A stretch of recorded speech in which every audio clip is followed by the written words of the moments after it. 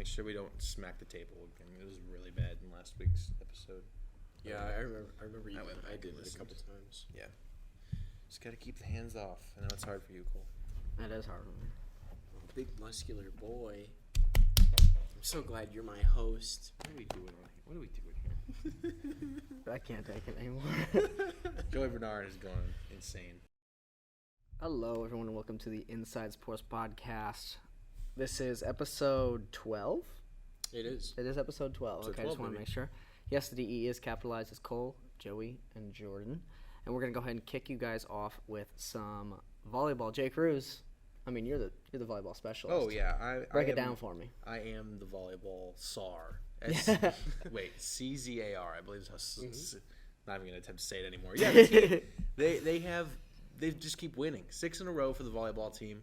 Right now, they are currently sitting third in the conference. I believe I don't believe, I know. It's with UIC and Valpo at this current moment. They have the tiebreaker over UIC, but not over Valpo. I don't know. They split.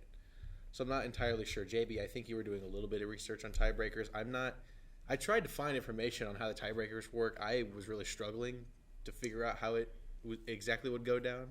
I think it is head-to-head, and I think you're exactly right. They wouldn't have the tiebreaker over Valparaiso because I believe they lost to them. Well, we split with them. Yeah, we split with them, but we would with UIC. We do at the moment because UIC also has a 10-7 record, just like Valparaiso, 10-7. Right. So how would that work out then?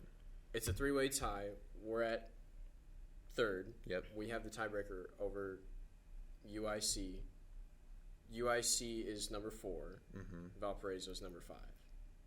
That's where we're at in the So we win the tiebreaker. We do in this scenario. Okay, that's good. Okay, so right now, complicated, but I believe UIC and Valparaiso play each other as we're recording this, so that might probably go a long way in determining who gets what seat. Regardless, the team has been playing really, really well. Not much to say in terms of an analysis standpoint. I think they are what they are at this point. Mm-hmm. Right. And they've been much, much better, winning the games that they're supposed to win, specifically this past weekend against Bradley and Illinois State. To have, to go on the road and do that, I think is even more impressive. Get their final game of the season as we're recording this today versus Missouri State. Very somber tone, of course. A lot of our great senior leaders like Natalie Garcia and Tatum Tornada, Imani Hartfield as well, having their last game in Davies Gym. It's going to be pretty heartfelt, but hopefully they can continue their season by picking up a couple of wins in the conference tournament, and who knows, maybe even make a run. Right, and Joey, we got the opportunity to listen to Ed Allen talk a little bit about this year's team during one of our classes today, producing a sports talk show. And how much behind this really incredible season do you think has been Coach Ed Allen really pushing these ladies to be their best? Oh, absolutely. He's a huge part of this team, and I think he was a huge part in just our team being able to be competitive last season when we were so injury-riddled, and that's kind of what we talked about with him earlier today in class. But talking about this year, it seems like we're just finally fully healthy. We don't really have any huge players that seem to be dealing with injuries at the moment that I know of. Or anybody that is season-ending like we had last year with CC and Nisi Gittens in the middle of the season. Speaking of CC, she's had some terrific defensive games lately. She just got done being the Defensive Player of the Week, and then she also had a crazy amount of digs in that game against Illinois State. She had 28, which was just a couple under her career high that she just matched what she beat last week. So just a couple amazing defensive weeks for her. And you mentioned Jay Cruz, missing these seniors next year. Specifically, Natalie Garcia, I feel like she has the strength that I just don't think you can teach, and the power on this team. 100%.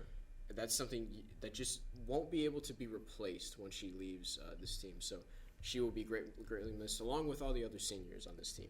Definitely. Alrighty, and now Joey, I'm going to kick it right back to you to talk a little bit about football, in which we lost to North Dakota State last week. That puts us at 6-4 and 3-4 in the Missouri Valley. Not a great second half to the season, which is something that we've been seeing a lot from Coach Nick Hill. And Joey, just let me know what you saw from that North Dakota State game, and do you think it's kind of is there a chink in the armor for Indiana State to upset us yet again? I think there's a chance because, I mean, you never really know with SIU football at this point. When we play a team like Youngstown State, who at the time we thought was going to be, a little bit more than a cakewalk probably, but they've performed a lot better recently. But speaking of second halves, just in general, the second half of this game against North Dakota State, we just fell flat. We had 4 drives in a row that were just straight 3-and-outs, and then we didn't get a first down until there was like 9 minutes left in the game against North Dakota State. So their defense just went to the boards at halftime, and I don't know. It might have been more that. It might have been our offense just kind of fell flat and kind of got content with how we were playing. It was a 3-point game, I believe, at halftime. 4-point game. 10-7, right? Yeah, 10-7, 10-13, something like that. It was very, very close going into halftime, and they just straight up came flat in the second half. You can't have that in a game that's as important as this one. I was talking with our colleague Brandon Wilcoxon with the Daily Egyptian.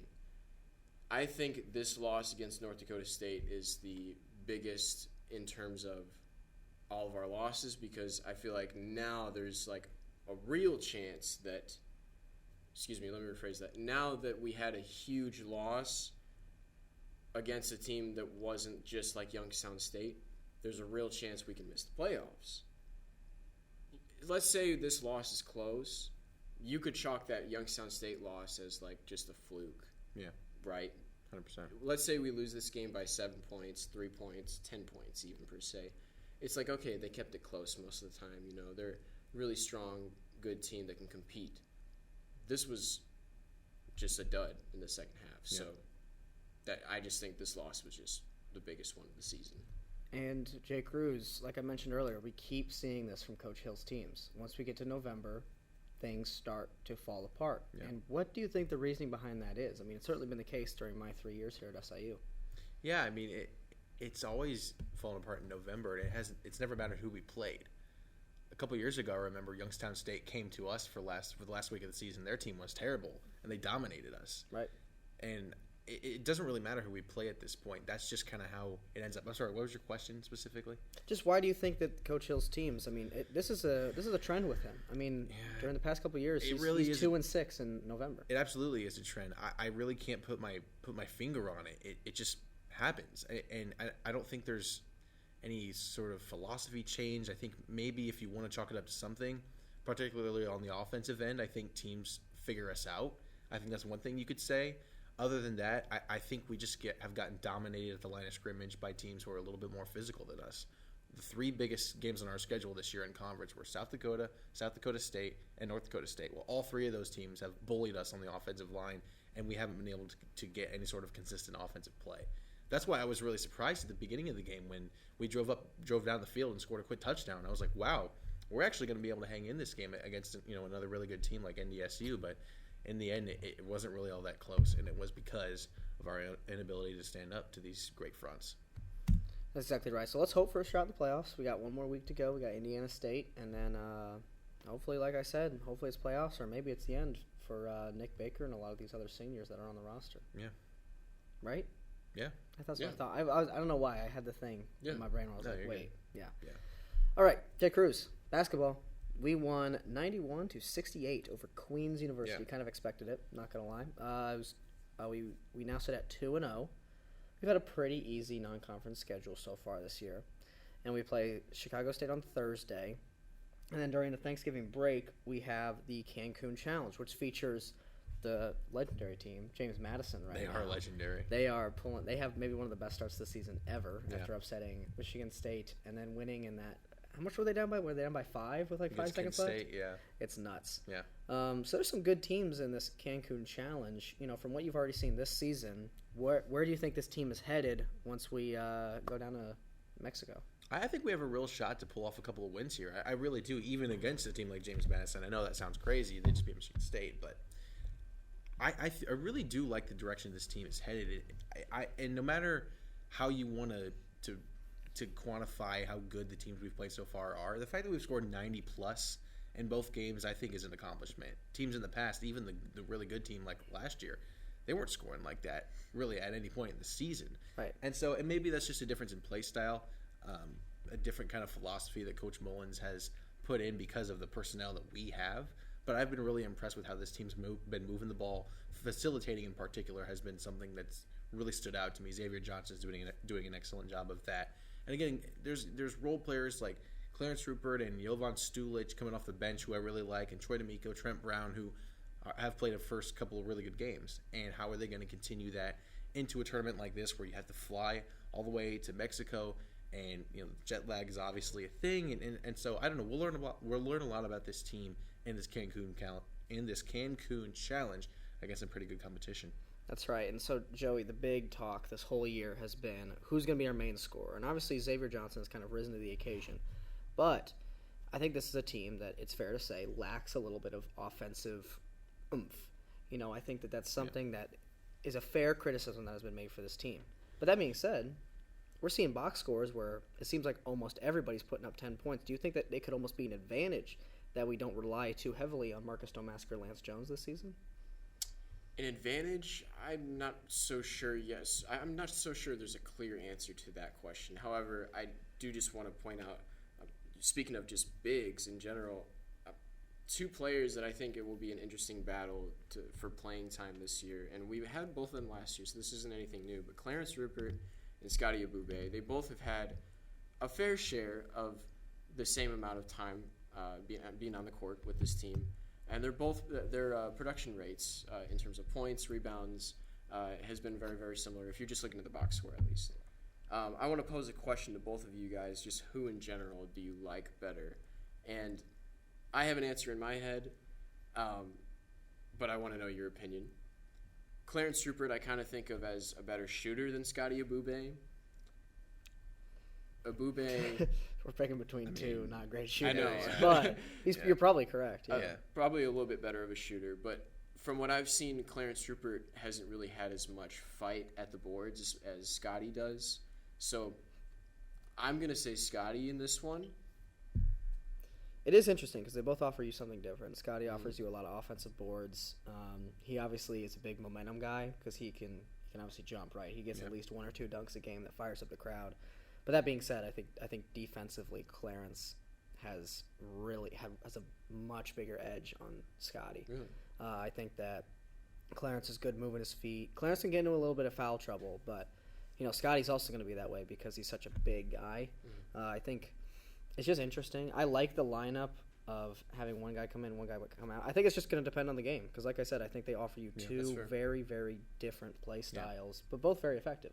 Yeah, and if you're going to use them in those type of matchup scenarios, foul trouble is going to be the key to winning and losing games. Because if you've got a really good center like Bradley had with Rink Mast last year, and this year, he's a bigger guy that you probably put Scotty up against. But if he gets into foul trouble, it's really going to be a long day for the Salukis having to defend a guy like that. And there's a lot of teams in the Missouri Valley Conference. We'll talk about not just Bradley, but a lot of teams that have really good bigs that can shoot and play on the inside. So in terms of this, I would lean Clarence because I think experience is another huge thing with this. He's already been to the Elite Eight in the NCAA tournament with St. Peter's a couple years ago.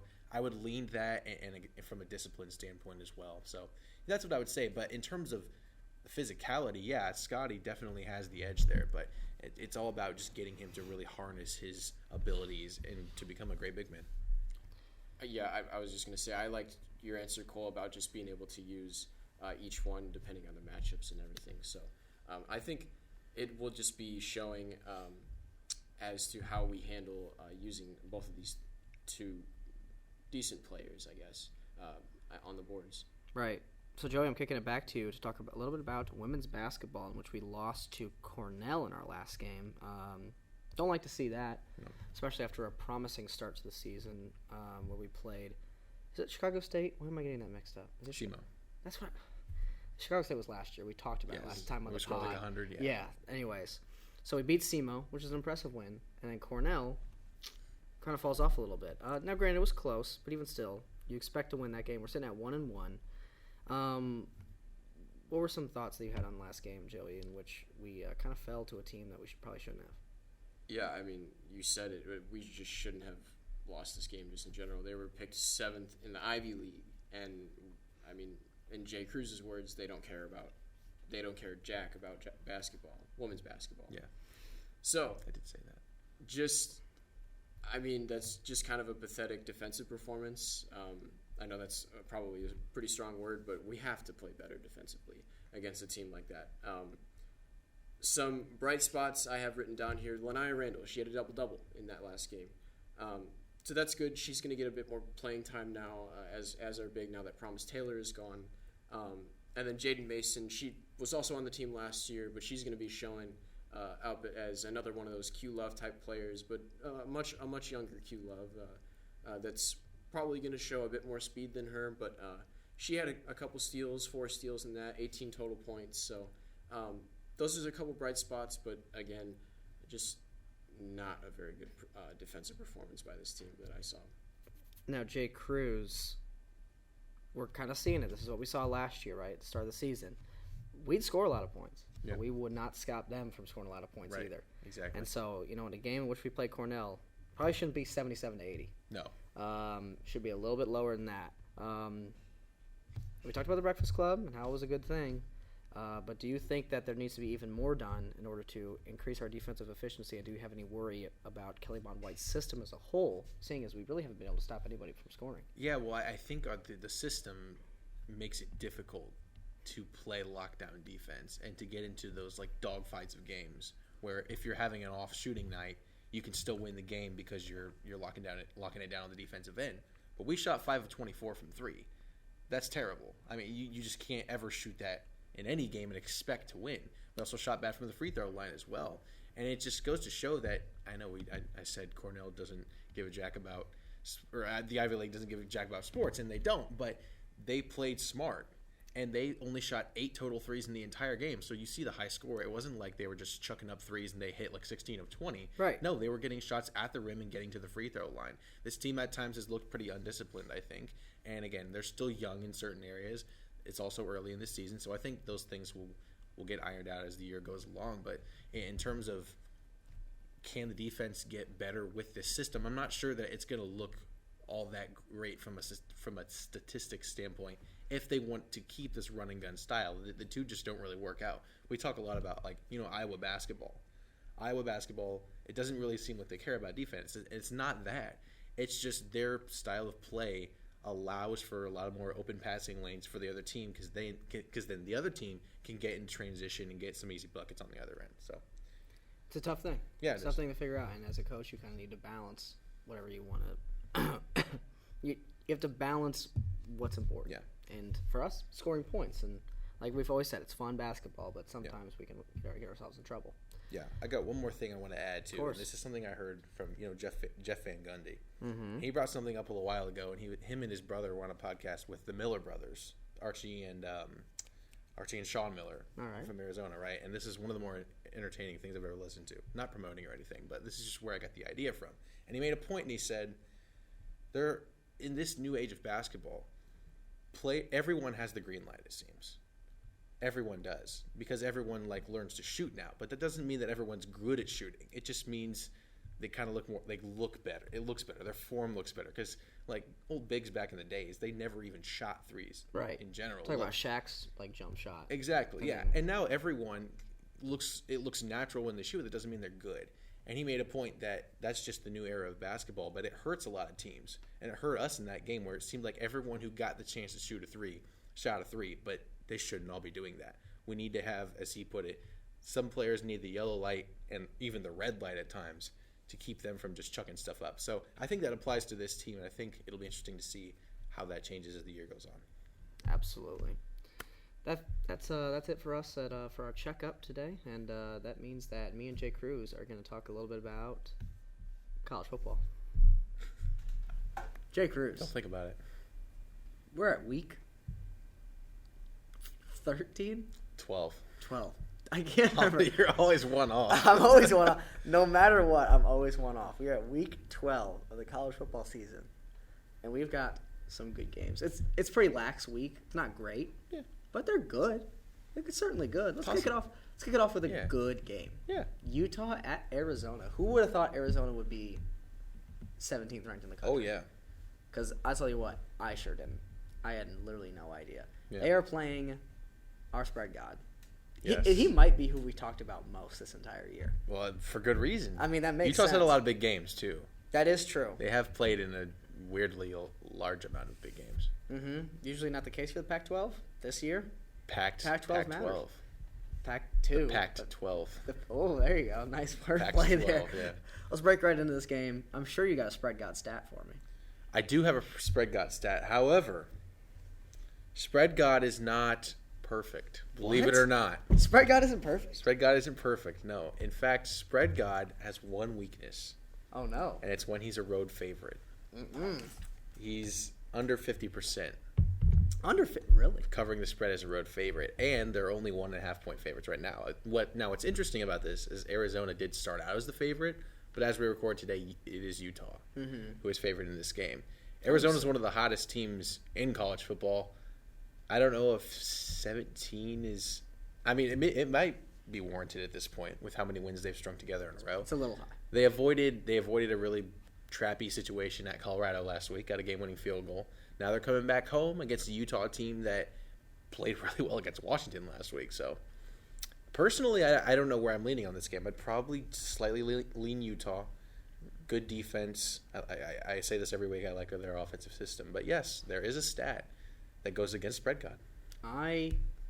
No matter what, spread god has my heart. I'm taking Utah on this one. I've been very, very impressed with Arizona this year, if I can actually draw the circle here. Those are so good. It's, you know what, it's fine. It's good. Actually, I actually did a good job That's of pretty good. filling in those lines. Yeah, I'm going to take Utah on this one. Arizona does have a very, very good quarterback in, I think it's, how do you pronounce it? Is it Caleb Nefita, I believe? Nefita? It's something, I believe so. It's something along those lines. Look it up. Because it was Jaden Dellara, but I believe he got hurt. Right, and then all of a sudden this backup Yeah. turns out I'd probably put him up there, top 25 in the country. I'll go that far.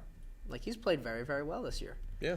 And Jane Galore is actually also a pretty good quarterback. If he was with the quarterback, they'd still be in the same situation they are now. The only thing with Jane Galore is he makes a lot of, I can make this throw. He can't make that throw. So By the way, it's Noah Fifita. Noah Fafita. So Yes. we were off on both parts of his name. It's okay. So It's okay. That's what happens. There is 130 teams in college football, so Yes. it's not like we can't remember everybody. Yeah. I'm going to go with Utah on this one, though. I don't think Arizona's home field advantage is enough to kind of lift them over Utah. I mean, obviously, it's going to be a big game. I don't think that's debatable, but come on, guys. Spread God. Spread god. And, like, Utah just has that system. Like, Yep. they don't lose to teams like Arizona. They'll lose one to Oregon. They'll lose a Yep. couple to some good teams, but Arizona, come on. And this game is going to be at like 11:30 or 12:30 Arizona time, so the home crowd night atmosphere is not going to be. I don't really know how Arizona's time zones work because I think there's some parts of the state that don't switch at all. Wait, so So, you're yeah. telling me? This is a day game. Oh, okay. Yeah, but it's a day game, so I don't think Arizona has that home field advantage as much as they would if it was at night. So that I think Utah's the right side. Right, exactly. Next game, Georgia at Tennessee. I'm not going to spend a whole lot of time on this one, folks. J. Cruz, give me a stat. I wonder who it favors. Yeah, Tennessee got crushed by Mizzou last week. Shout out to the Tigers, by the way. That's right. They just got ranked number 9, and a lot of people are saying, "Oh, it's SEC bias." They are probably a top 10 team this year. They're pretty good. They are really, really good. They're in Penn State. I know that much.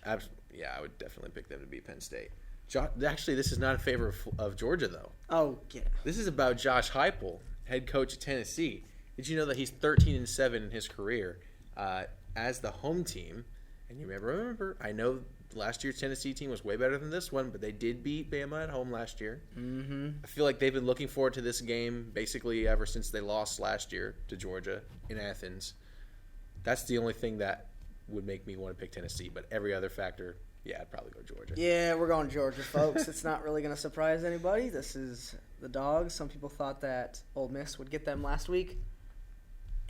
Not even close. Not even close. Not even close. Won 52-17. So, looks like Georgia's going to run the table and probably win the national championship yet again. Yeah. Way to go. Did you see R.J. Young got really upset when I don't care about RJ Young. R.J. Young is an idiot, and he's probably the most Ohio State my biased. gosh. I hate him. You're R.J. Young, if you're watching this, I hate you. I just want you. Oh I my want you to God. know that. I know you are watching. I know you're watching. I hate you. Next, we're going to talk about Kansas State at Kansas. Surprised that Kansas is top 25 ranked, but hey, Yeah. I'm not complaining. They're a good team, right? Yeah. They're a good squad. This is going to be a fun game, which has been weirdly competitive these past couple of years because it used to be just Kansas State, Kansas State, Kansas State. Yep. But now, Lance Leipold's got this squad rolling. Yeah. And they're not that great. They're probably not going to be top 25 ranked after Kansas State wins. No. But let's talk about our spread demigod, Lance Leipold. Did you just give a hint as to who you're picking? Is he? Maybe not. We'll see. After Kansas State wins. It's actually not about Lance Leipold. It's about Chris Kleiman. Wow, you're throwing a lot of curveballs. These two guys are spread demigods, I think. I think they fit in that category. That's true. This stat is wild. I don't know if I'm going Kleiman as a spread demigod. Before we start. He is a spread demigod. He's I would close. say he is. He's more like he's like a main character in one of those Greek myths, but I don't think he's like a demigod, you know? Sure. I don't know. After this stat, you might change your mind, though. He is 22-8-2 against the spread as a favorite. Wow. And they are favored by 8.5 in this game. Which I is should a tell high you line. that Jason Bean may not play. And obviously Jane Daniels is out for the season. So What's been just going on a with little him? food for thought. I What don't know. has been It going on stinks, with him? though, because It does, 'cause he's Kansas good. the last 2 years has had teams that looked like they could compete for the Big 12, and then Jane Daniels gets hurt. Right. And now they looked like Jason Bean had figured it out, and then they go and lose to Texas Tech last week. So, yeah, it's pretty disappointing. Yeah. This one I'm going Kansas State, folks. I mean, Will Howard is a really, really great quarterback. They just got a lot of good weapons. I'm a big fan of Chris Kleiman. I know that Jay Cruz has been critical of him, especially after the Texas game. But Oh, yeah, one thing, yeah. But, you know, I think that Chris Kleiman's a great coach, and it looks like it's very road-heavy, which gets us to our final and Yeah. arguably most important Oh, game. yeah. This one Huge game. is tough, man. Yeah. It's a tough game to pick. We got Washington at Oregon State. Washington, the playoff is right there. Yeah. In my opinion, they should be in the playoff. But they're going against a tough, good Oregon State squad. America's Beavers. America's Beavers. And some say that they should be top 10 ranked. If they win this game, they should be, for sure. Oh, most definitely. Yeah. But, Jay Cruz, one, I want your stat, and I want your take on this game before I make my pick. Yeah, I love Oregon State. I've loved this team from the beginning. That loss to Washington State now, about 4 or 5 weeks ago, just doesn't make any sense. And imagine if they had won that game, they'd be in a playoff position, which saying that about Oregon State is wild. Probably. This week they get Washington at home. Oh, my goodness. That was a bad one. We've had specific directions via Jay Cruz not to hit the table. That was an accidental elbow hit right there. Anyway, they get Washington at home this week. Next week they go to Oregon. They get to play the two teams ahead of them in the standings for a chance that they could sneak into the Pac-12 championship game. I don't think they have any chance at the playoffs, obviously, with 2 losses. But Right. the opportunity is in front of them, and they get this one at home. I'm going with the Beavers. You're personally. going Beavs. I'm going Beavs, and What here's about why. the Beavs? What about the Beavs? Like, yeah, you were about to say why. Go ahead. Well, they have. I think their defense can hold up against Washington. A lot of teams with not great defenses have been able to hold up Washington for some reason. I would say, Arizona State, obviously, they only scored 15 against them. Utah held them down for a long time. I like the Beavers in this game. And you know what else likes the Beavers in this game? The stats. Because Jonathan Smith, 15-2 in his career as a home favorite. And Oregon State is favored in this game by 2.5, believe it or not. I can see it. America's Beavers. I'll tell you what, folks at home, this is the perfect spot for Oregon State. It's late in the season. This team's competing for a playoff. Washington, they're looking ahead. They got the Apple Cup. Granted, they're not as good of a team as Oregon State, but the Apple Cup means a lot more than some random game against Oregon State. Yeah. And I don't think that Washington is doubting this game because they understand how important this is, most definitely.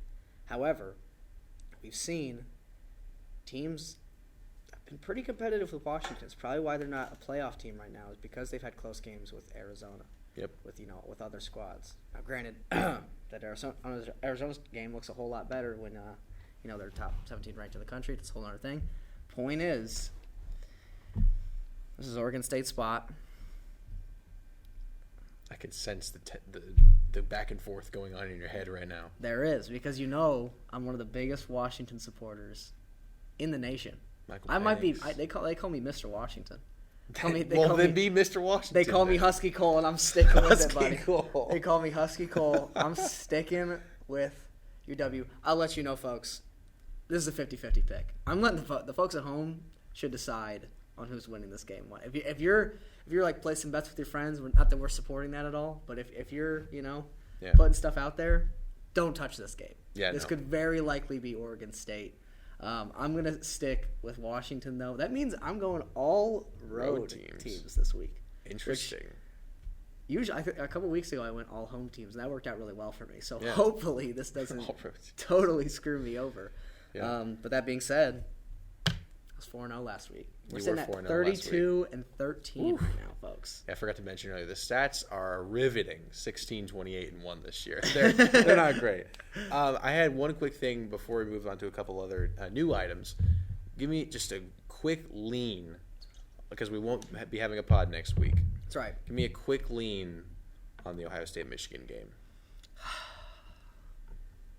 A lean. Boy, is it tough. Yeah, it's really tough. Boy, is it tough. How much did Michigan's win over Penn State do for you? Literally nothing. I don't think it did much for me either. But neither has the Penn State and Ohio State game.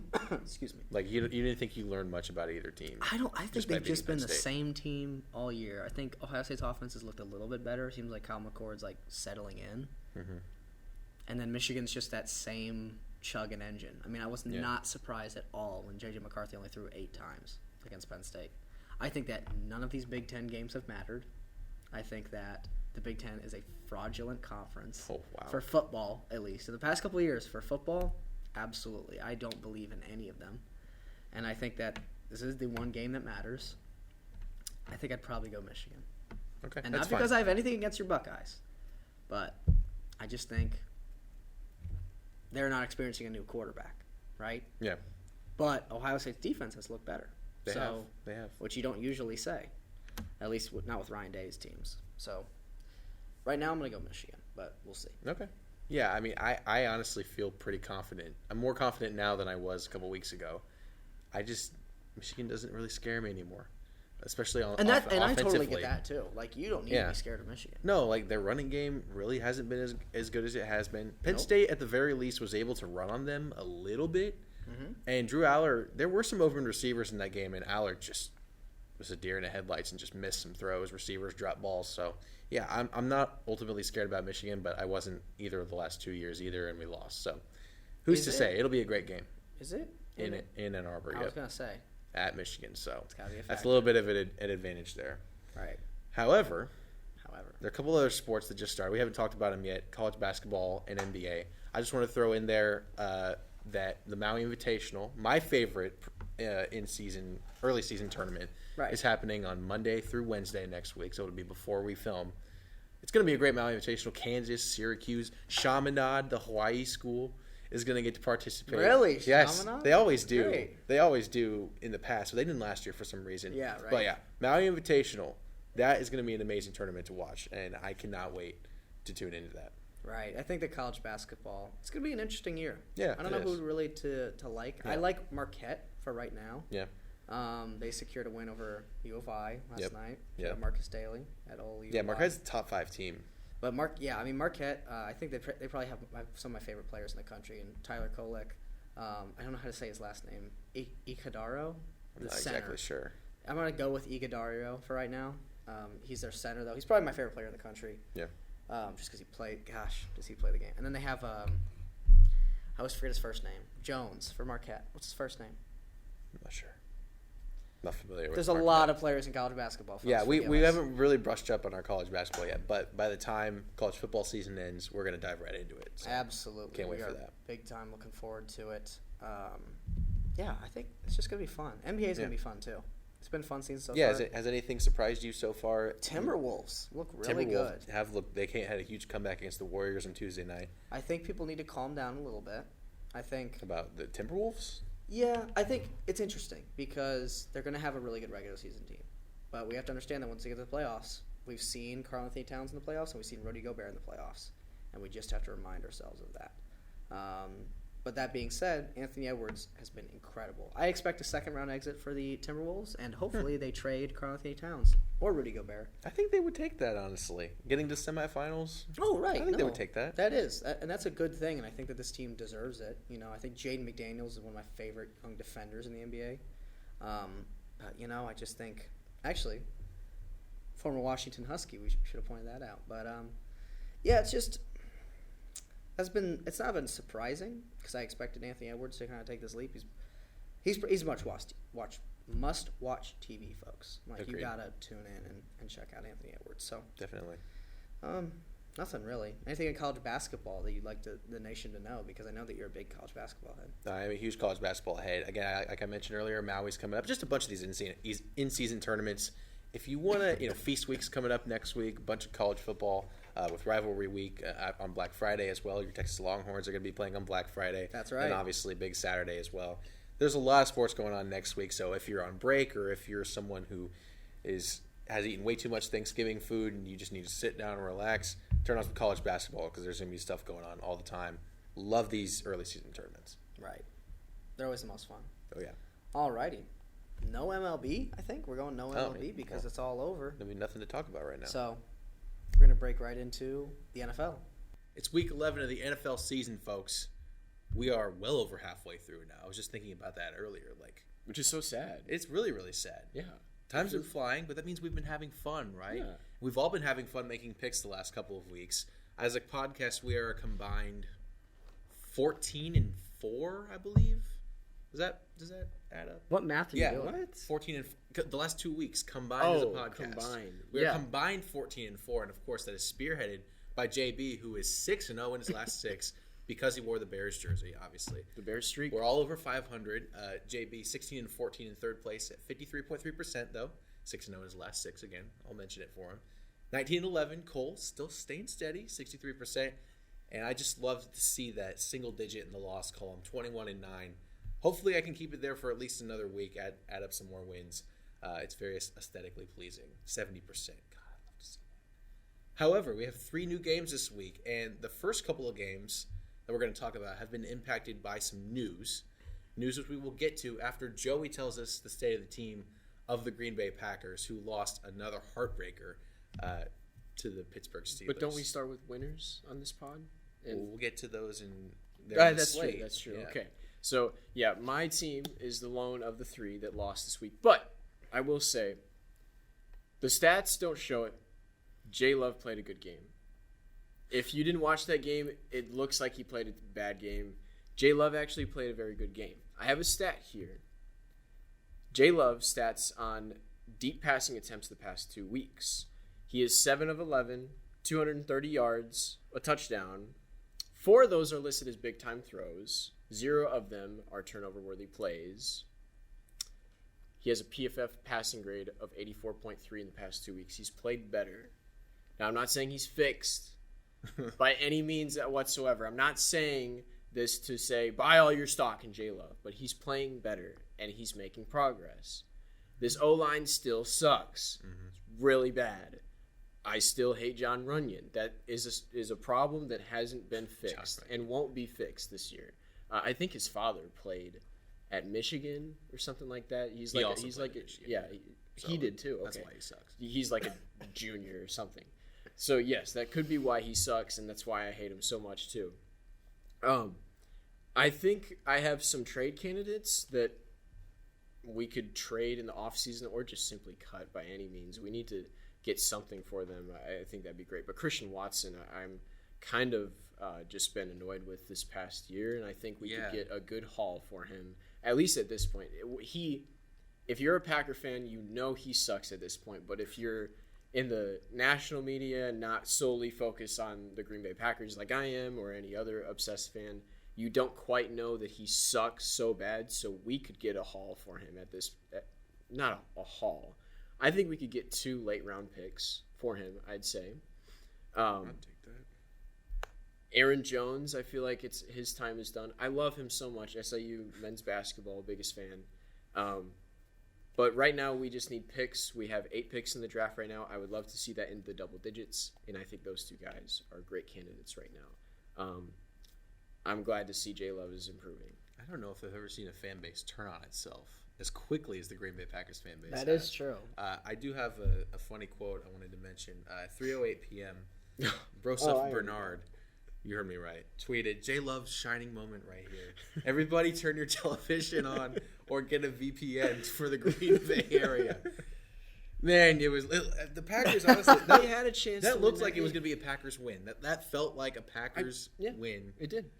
And J Love disappointed in the end. Now- When it mattered, he disappointed. Who was he targeting on that throw? Christian Christian Watson, who can't seem to fight for the ball ever. You guys did the same thing to Devontae Adams in the beginning of his career. That is True or true. false? He had 2 really bad Okay. years to start. Just saying. But are we really saying... we're not saying he's Devontae Adams. Well, no. I'm saying in terms of like guys who are getting crapped on it early in their career for miscellaneous problems. Yeah, this is the same story arc. It is. I'm not saying he's going to turn into Devontae Adams, but I'm saying it's the same story arc. Okay. Anyway, let's get to the 3 games. Steelers at Browns is our first game.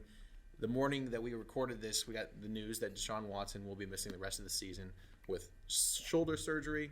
No matter what you think about him, that is a pretty huge loss for the Cleveland Browns. Steelers are now favored in this game by 1.5. Cole Daly, does this sway your view too much of the Browns? Do you think there's a lot of people who think it might even help the Browns because at times they looked better without him? What do you think?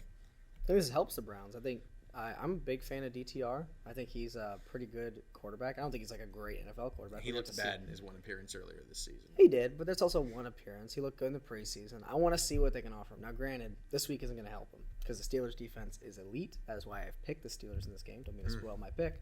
But I'm going to go ahead and pick the Steelers because, God, they just find a way.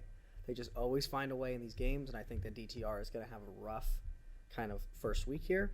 So I'm going to go with the improbable, somehow not possible 6-3 Steelers, even though they've been outgained in literally every single game. Somehow they're 6-3. They're one of the more fraudulent teams, I think. Besides the 2020 Steelers, that remember when they started 11-0 or something? My gosh! This Don't is, even get me started. This is on a that light team. version of that. Joey Bernard, are you going to say 7-3 Steelers too? I am going to say 7 Oh my Steelers.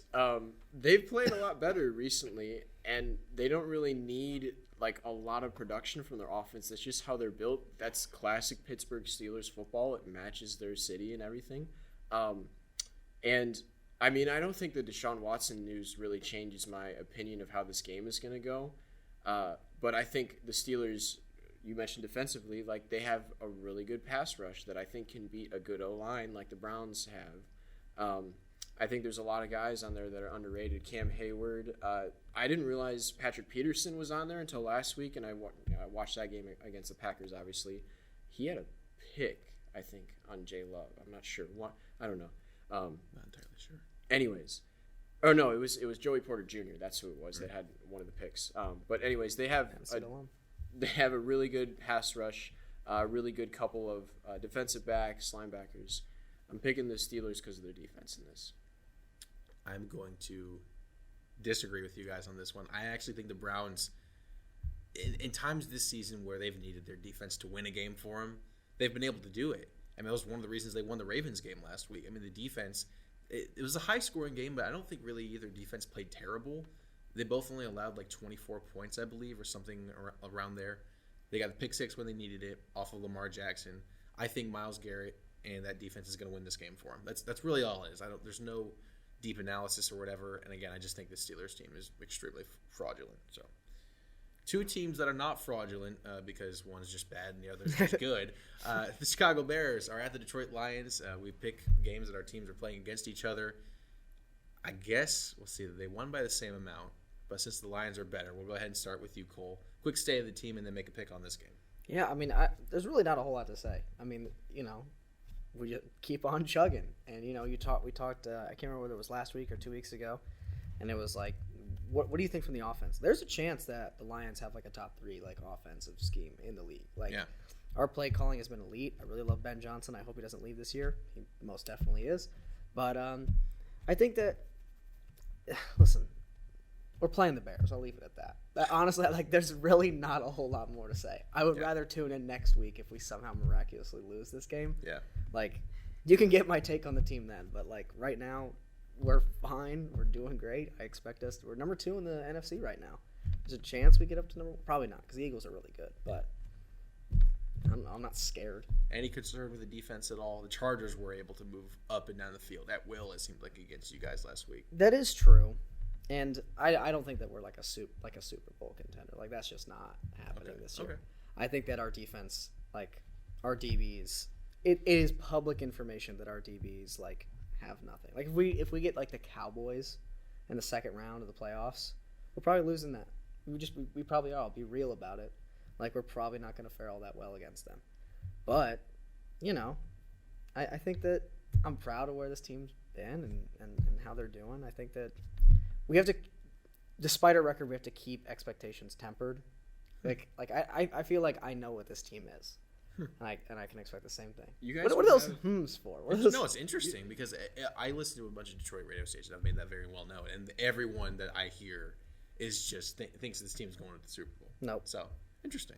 Yeah, our defense just isn't there. I think our D-line is incredible. And that helps out our DBs, obviously, a lot, right? If you can get to the quarterback quicker. For sure. Then, that's going to help. But you guys would have the number 2 seed in the NFC right now. We do. Yeah. And you have wins against the Chiefs, a close overtime loss against the Seahawks. I mean, I don't know. I'm just surprised to hear that. It's just, I'm not saying we're fraudulent, but your record is very very dependent on who you play in the regular season. Right. And if you look at our schedule, They have a pretty easy schedule. it's a pretty easy schedule. And that win against the Chiefs came without Travis Kelce, too. Nah, That's I don't true. want to hear that So, BS. Well, it did. It did, but I wasn't saying an opinion. I was just saying Forgot that it about happened. that, to be honest. yeah, And Kadarius Toney dropped 6 balls. All right. Anyway, right. for the Bears, I said last week we won. I'm so sorry. Oh, Had to get that. Maybe out. that's a bad omen for the Lions. oh, the Bears are making I don't want to hear it. Yeah, maybe. Yeah. I said last week that the Bears would win on Thursday night if Tyson Bagent didn't turn the ball over, and he didn't turn the ball over, and the Bears won. And I've been to the defense's horn. I'm going to keep doing that because they've been playing really, really well. We're talking top half of the league. Top half of the league. I was careful with my words. we're talking about the Bears? Yeah, in terms of defense, over the last probably 4 or 5 weeks. They played the Panthers. Top half, so top 15. They played the Panthers. Over the last 5 or played the 6, Panthers. over That's the who they last played. month or so, they've been probably a top 15 defense, probably 15. Yeah, that's probably true. But regardless, Montez Sweat has made a huge impact. Mm-hmm. He's been awesome so far. I don't even really think he's had a sack, but he just gets to the quarterback and affects him. In this game, I'm not saying we're going to win, but there was news that came out this morning that Justin Fields is back, and. What? I'm so scared. No, I'm not saying you should be scared. I'm terrified. But for him, I think these last few weeks of the season are his chance to either prove himself to the Bears or prove himself to another franchise in the league. I truly don't know what the Bears are going to do. They're probably going to move on from him. We've had that conversation a million times. No need to keep doing it. But I think the Lions are going to win this game. But I would not be surprised at all if the Bears kept it close. In fact, I would probably take the points, the 8.5 now. It started at 10.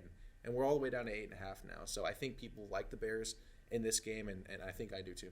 It's going to be tough going against one of the best running backs in the league. I'm raising my hand. So Jay Cruz, I'm taking the assumption that you're on the side that you want to keep Justin Fields, yes, right? and it's not even just because I just love Justin. I mean, I do, but I think it's more under the guise of we could make other positions better with that number 1 or number 2 pick than quarterback. I think we have more dire needs at other positions than quarterback. I'm a big fan of that take. I mean, unless you have the number 1 and number 2 pick, Right. there's no need to reach for anything. Exactly. If the 2018 Bears had the number 1 pick, yeah, we go get a quarterback because we have everything else figured out. We have the defense and the receivers and running back. But, Right. But this is the 2023 Bears, and we need another defensive lineman. I don't think Ngakoue is going to be back next year, so we need another pass rusher. We need another defensive tackle. We need probably another receiver because I don't know if Mooney's coming back. We need a lot of other different positions, and I think we can fill that with an elite college player at number 1 or 2 pick. What would Justin Fields have to do the rest of this year, or I guess have to not do the rest of this year for that opinion to change? I don't know. I mean, I don't know what Ryan Poles is thinking. I know for me, as long as he goes out and doesn't have a ton of those games where it just seems like he doesn't know what's going on. If he doesn't have a game or two like that, I think that really helps his case, and I think our weapons are good enough around him to where he'll be able to help himself out. But I don't know. We'll see what happens. But Joey, I assume you're probably going to go Lions as well.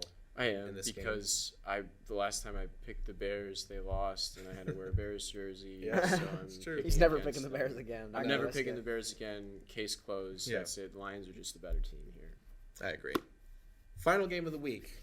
Super Bowl rematch between the Philadelphia Eagles and the Kansas City Chiefs. Eagles are underdogs, 2.5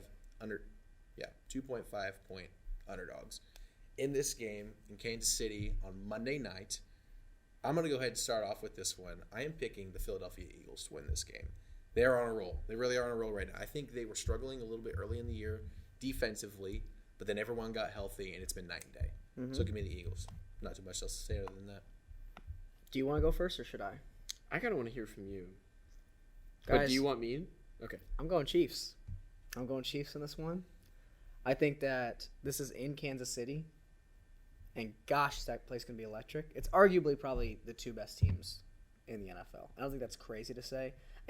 If not, it's at least two of the top five teams. No, in the you're NFL. right. Like, this is a huge game. Yeah. It would not surprise anybody if these two repeated in the Super Bowl this year. And I think that the Chiefs are just going to bring it. I think there's a chance Taylor Swift might show out. Who knows? She's on I know, but just jokingly. I think I'm just going to go with the Chiefs in this one. It's big game, Pat. It's big game, Kelsey. It's a big game in Arrowhead. I think that more times than not, it's kind of the rule that I've been going with a lot more this year than I did last, is I would go, I want the Eagles to win. I'm going to go Eagles. No. It's like I'm going to ride with the Chiefs until they tell me that I shouldn't ride with the Chiefs. Like unless they show me that that's a dumb pick. So I'm going Chiefs here. Joey Bernard. We all know that the Eagles love to be the underdogs, and they're the underdogs in this by 2.5, and I'm sure they feel like they shouldn't be. So I do have a lot of Georgia players on that roster. They do. That's true. I have to go Philly in this one. I think the Chiefs wide receivers obviously haven't been the greatest this year. They've played in a lot of close games lately. Yeah. And when they weren't, they've lost them, like the weird one against the Broncos.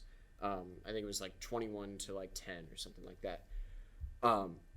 They played in a lot of close games lately, and I think the Eagles have a good enough secondary to lock them down. Not like you really need the greatest secondary to lock guys like MVS down, or is Mecole Hardman still on the Chiefs? I think he just came back. Just came back. Rashee Rice, rookie receiver as well. Yeah, but they got a lot of raw talent on that team in terms of the wide receiver room. Yeah. Travis Kelce, obviously he'll be a big factor in this game if the Chiefs end up winning it. But I'm going Eagles. I think they have the good enough defense. I would agree. Steelers and Browns. Cole and Joey are going with the Steelers. Bears, Lions, we're all going Lions, of course. And then me and Joey are going with the Eagles, and Cole's going to ride with them Kansas City Chiefs. Sure am. All the way to victory, at least he hopes so. You better watch out. I'm coming for that. I'm coming for that spot at the top. Watch that on Monday. And again, I did this with the Ohio State-Michigan game earlier. But on Thanksgiving Day, the Packers and Lions play each other. And that should be a Lions blowout, right? I mean, we're thinking no chance the Packers It could be win that game. 49-3, I'm probably guessing. I'm guessing 49-3. No, now that I'm talking tough talk. I wouldn't be surprised if we split a series with the Packers. Yeah. But I mean, it's in Detroit. It's weird to think. My mind's still adjusting to how much you guys suck, and I mean that in like a nice way. Same. Because every week I'll be looking. I'm like, Packers Saints. I'll go Packers. Yeah. Packers are good enough to be the Saints.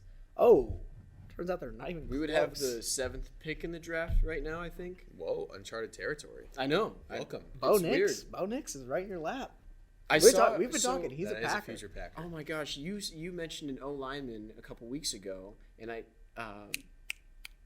can't remember his name, that you wanted to see go to the Packers. Luke No. Oh my gosh, He would be good. He was on the tip of my tongue just a second ago. Was it Joe Alt?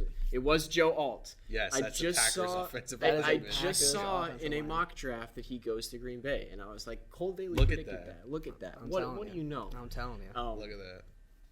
Would you want your team to go quarterback or offensive lineman? Offensive lineman right now, but Jordan sucks, dude. He's so suck. Bad. He does He's suck. so bad. But that's the thing, though, is all NFL quarterbacks are bad this year. There's like 3 good ones. There's a record number of rookies starting right now. It's 10. Right. 10 rookies. That's so honestly, outrageous. I would say we have a worse O-line right now than we do quarterback. Okay. That sounds like a terrible thing to say, but quarterback is like the thing that like kind of matters. So right. Yeah. but offensive line, in my opinion, is second. Yeah. So it's all. That's a tough question, but right now I'd say offensive line. In a draft like this year's draft, you could get a good quarterback in the 2nd or 3rd round. Definitely. Like there are some guys who are going to fall that are going to be starters. So yeah, very true. Who knows? Not Quinn though. Quinn's going to stay at Texas apparently. That's the word. That's the word. So We could spend a whole episode talking about that. we could. oh my gosh, I wanted to go on another huge question, but I don't know if we have enough time. No, because there's something else we got to get to, Joey. Cole, do you want to take us home? Oh yeah. Guys, it's the Thanksgiving spirit. Yeah. We're about a week away from Thanksgiving. Everybody's in the Thanksgiving spirit. First of all, before we get to that question, favorite Thanksgiving food? Joey, I'm starting with you. Favorite Thanksgiving food? Stuffing. Without a doubt, it's the stuffing. Okay. My Jake. grandma's mashed potatoes. Ooh, mashed potato. That's kind of a generic answer, but Well, you that's- know that's my favorite. I told you my favorite. Gam Gam goes crazy Gam on Gam. mashed potatoes not what- on Thanksgiving. Do you have a relationship Listen, with his grandma? I'll tell you what. Whoa. I'll tell you what. Mashed potatoes are different on Thanksgiving. Like Yeah. usually Yes, there's yeah, like without maybe a there's doubt. like some cheese thrown in there. Something Yes. something that makes it a little. I always little put a wild. bit more gravy on Thanksgiving than like any other time I have mashed potatoes. Exactly. Just the season. It's Yeah. a little more, right? Yes, sir. Mine What about you? personally is this nice corn mac and cheese. That And sounds good. It's either people are like that's really good, or I get slandered for it. But I'm Like, gonna is it stick actually with- mac and cheese? So it's with ma- corn? It's like it's not just mac and cheese and then you throw corn in. It's like a blended. It's more like a casserole, but it's just called like a corn mac and cheese. Okay, interesting. I might have to bring some on the pod. It This is sounds great. it's On the bond. It is so delicious. It's between that or my aunt's dessert rolls. But now that we're in the Thanksgiving season, guys, what are you thankful for in the sports world right now? I feel like I should wait on Jay Cruz. Sorry, he's getting a call. It distracted me. Joey, what are you thankful for this Thanksgiving?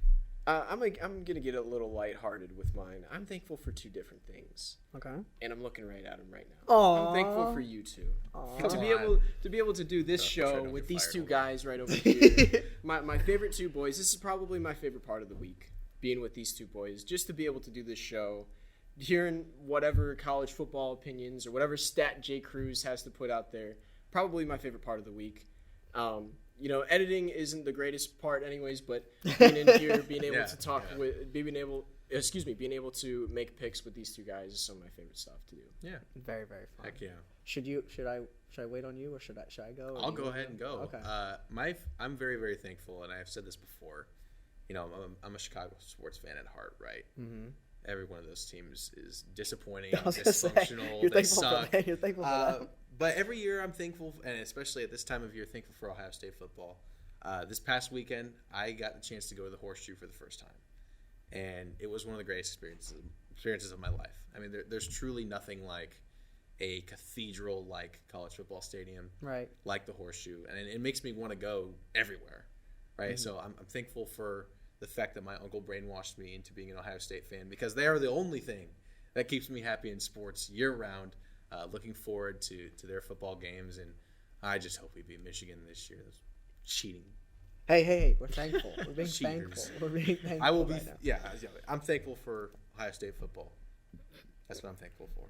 Now, of course, I'm thankful for you boys. I'm thankful for our fans at home.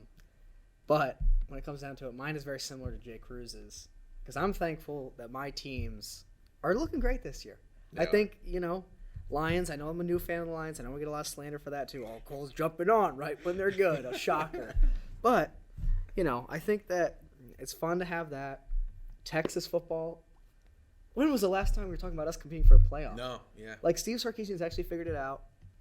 This year is kind of when the culmination of everything happened. Like I've talked about it multiple times. Still lost Oklahoma, but it's fine.